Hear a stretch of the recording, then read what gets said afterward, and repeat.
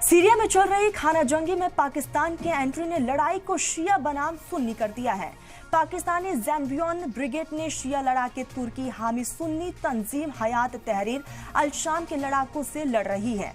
अब ये जंग शिया और सुन्नी के बीच कशीदगी की बड़ी वजह बन गई है। हमारी एक स्पेशल रिपोर्ट देखिए।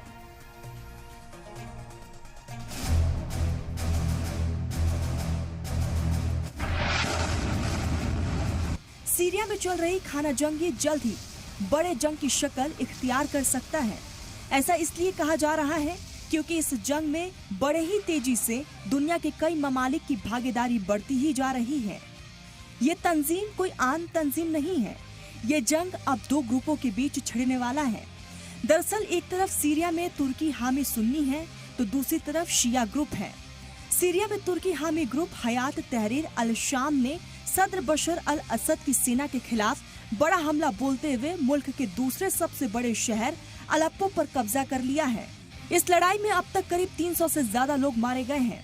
रिपोर्ट्स के मुताबिक असद की सरकारी सेना बिना किसी खास जवाबी हमले के ही अलेप्पो से भाग खड़ी हुई है।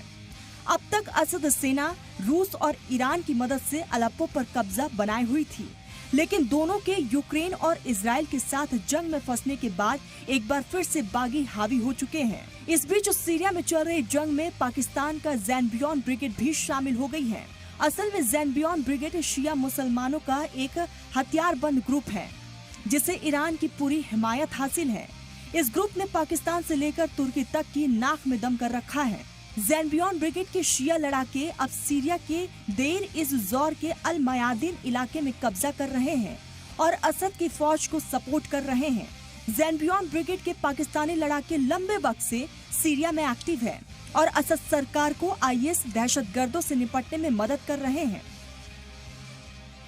साल 2019 में आई अमेरिका के वजारत खारजा की एक रिपोर्ट के मुताबिक जनवरी 2012 से अगस्त 2018 के बीच में 158 पाकिस्तानी मारे गए थे।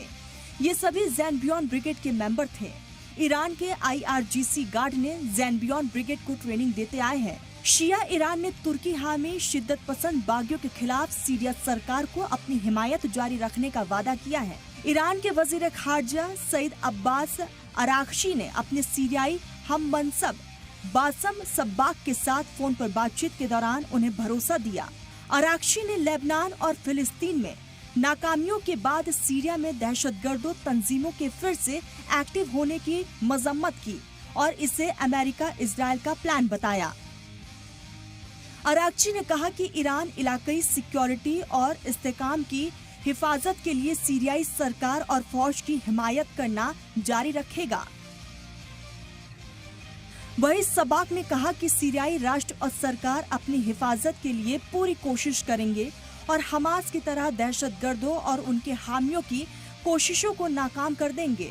हयात तहरीर अल शाम के बागी ग्रुप और इसके साथी ग्रुप ने अलेप्पो और इदलिब सूबों में सीरियाई फौजी ठिकानों पर एक बड़े पैमाने पर हमले कर रहे हैं।